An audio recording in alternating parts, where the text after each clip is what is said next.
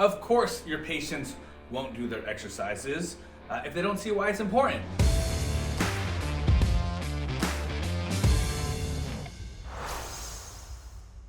Welcome back to another episode of the Performance Rehab Authority podcast. I'm Doc Caitlin. I'm Doc Raj. Today, though, you're really here because we're going to talk about why your patients aren't doing their exercises. No. Hey, you getting better? Nope. You doing those things I asked you to do? Nope. Huh, why not? Yeah.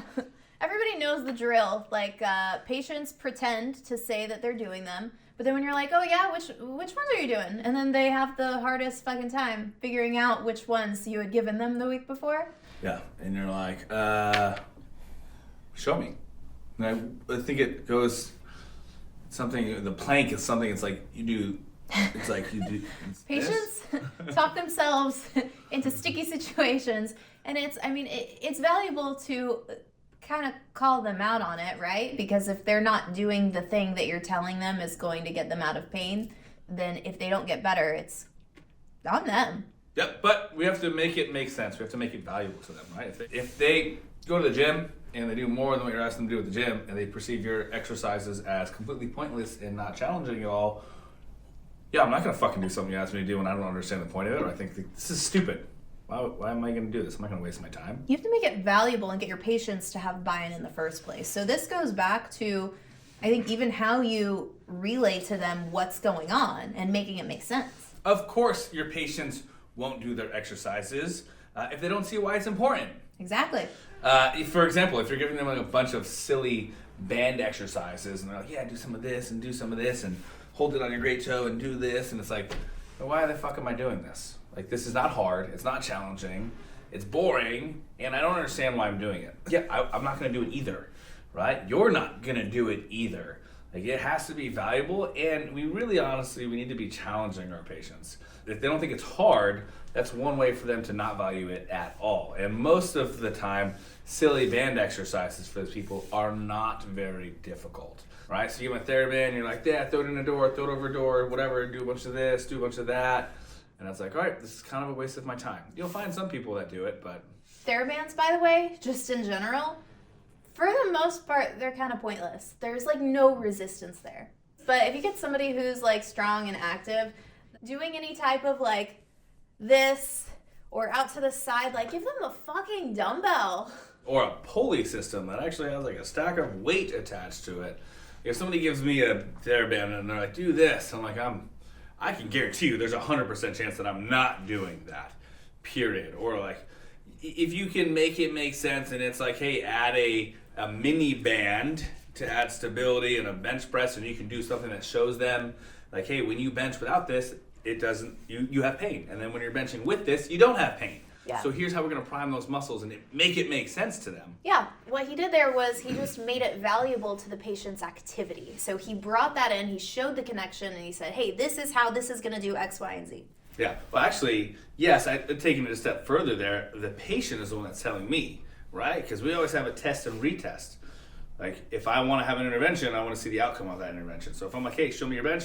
Ow, that hurts. Okay, cool. What if we add this thing to add more stability, activate X, Y, and Z, and then we bench and like, oh, that's better.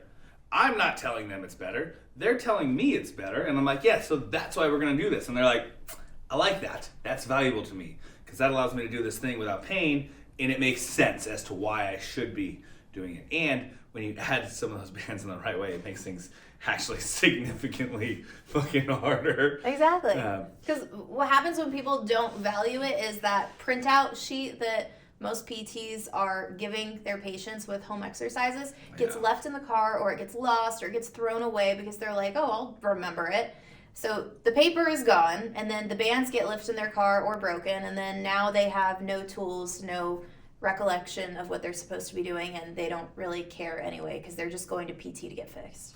Yeah, and the generic ass printout that you have them doing, that is probably similar to the same shit they're coming in 2 or 3 times a week to do already, generically, maybe, and they're like, why am I doing this? This is the same stuff I'm doing there. Like, why do I have to go there if I can just do it at home? Or like, why am I going to do it at home if I'm just going to go there? Plus, like, I just sat in the waiting room and watched the first person with shoulder pain get these exercises, and then I watch the second person with shoulder pain get these same exercises, and I'm the third or fourth person, and now I'm getting the same exercises. It's like, all right, well, this obviously has nothing to do with me, right? The other thing is giving them too much stuff, right? When actually, there was a period of time where I didn't even give people home exercise programs, right? I'm like, what's the point? They're coming in. Like, the company wants them to come in 3 times a week to see me. We're gonna do it here. Don't worry about anything outside. And then you'll see people that swing the complete opposite way, and they just give too much shit, right? Like, if you're asking them to come in and see you, they've got full-time jobs, they've got an exercise routine, they've got kids, family, life, work, like all the things, and you're like, add an extra hour into your day. If somebody asked you to add an extra hour into your day to do something, how likely are you to do that? Like, be honest with yourself. Like, if somebody said, hey, I need you to do this for an hour every day or 3 times a week right now, you might be like, oh, I would do that. But I challenge you to add an hour right now into your day somewhere. Like, add an hour of reading into your day every day, and just see like how it falls behind, or how it's kind of hard, where you have to strategically place it. Because you can say like, oh, I could do that, but then actually do it, right? Like, it's hard. There's too much stuff that we give them of like, hey, do all of the exercises, and it's not the most beneficial things. A lot of times when I talk to people, even that come and see us, if they're like, I'm having a hard time being consistent with my exercise, okay, great, let's have a conversation around that. What's making it hard for you? Well, I just don't know when to do it, or here's my excuse, or blah, blah, blah, too much stuff, takes me too long. We problem solve. We sit down and we're like, all right, so what's realistic for you? How many days a week is it realistic for me to give you something to do? If you can give me something that's gonna be like 2 to 3 days a week, that's great, I can commit to that. Okay, awesome. How much time do you have those days? Like, what can you realistically commit to doing on those days? And they're like, I got 10 minutes, 15 minutes. I'm like, great. You go to the gym 4 days a week, right? Yes, okay. So 3 out of those 4 days, we're just gonna stack on what you do at the gym, and you're gonna do this in your warm-up, right? So we're habit stacking, we're setting them up for success, we're finding out how often can they do it, how much time, and then we're gonna fit in the important shit into what they're telling us is they can realistically do.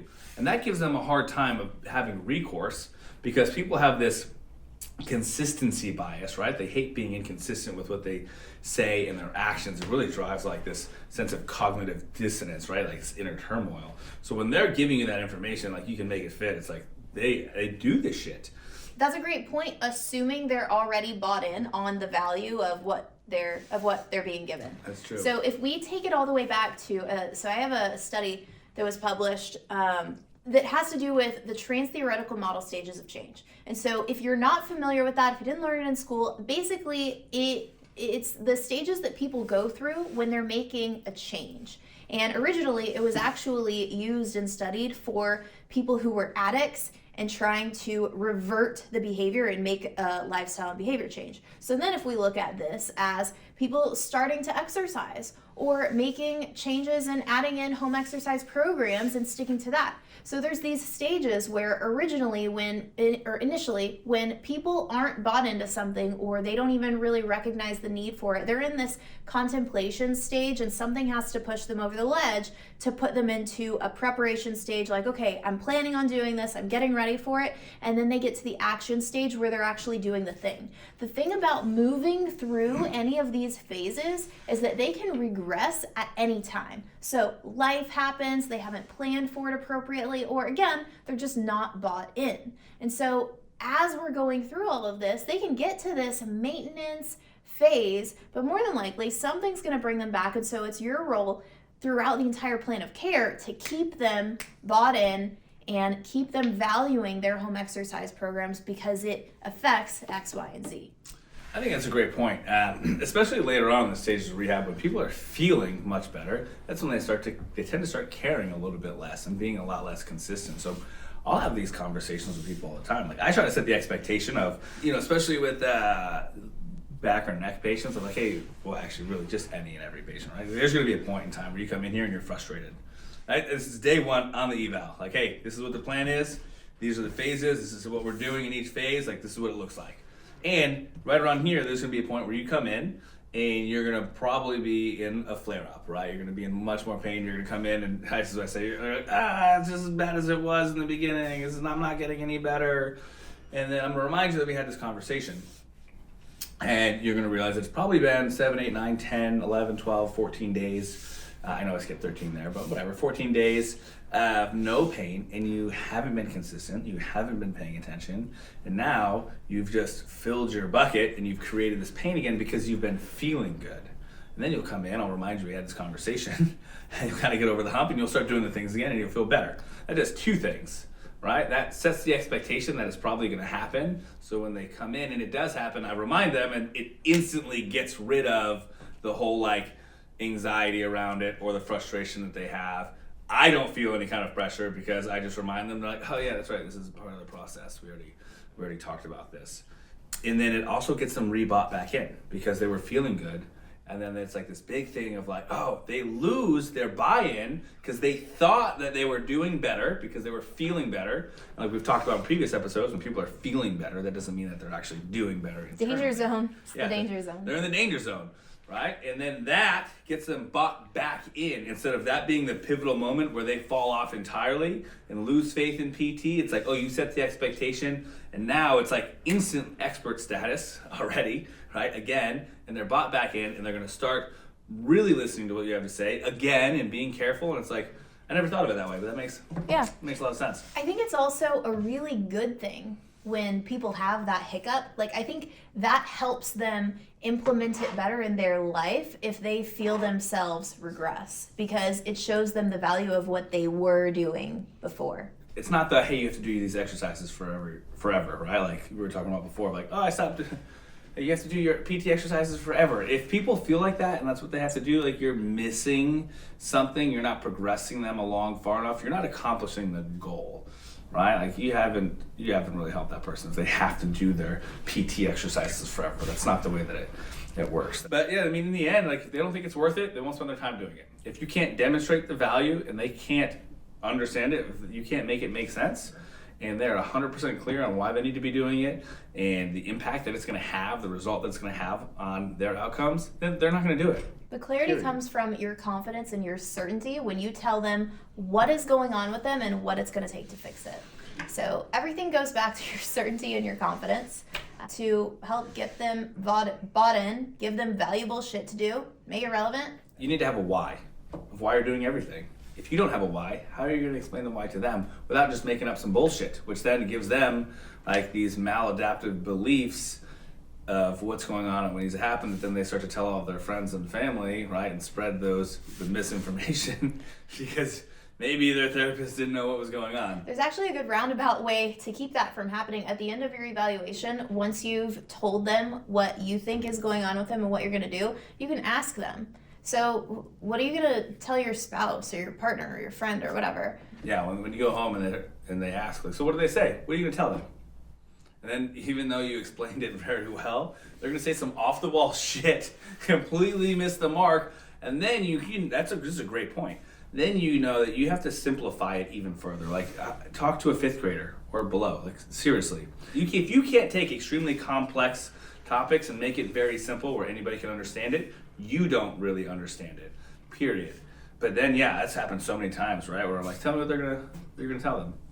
And they're like, oh, this and about this weird thing that my voice says I'm not sure about and I'm not really hitting the mark. And I'm like, okay, simple. 1, 2, 3. Yeah. That's what's going on. And they're like, that makes sense. Got it. Yeah. Right? When we overcomplicate it initially, they have so much to process and absorb on day one that if it's not simple, it is going to get into, I was going to say muddy waters, but I was thinking murky. More fog. Or murky. Yeah, it's going to get murky. So simplifying everything, make it make sense. That's where you got to start. That's such a good point. You just keep making good points.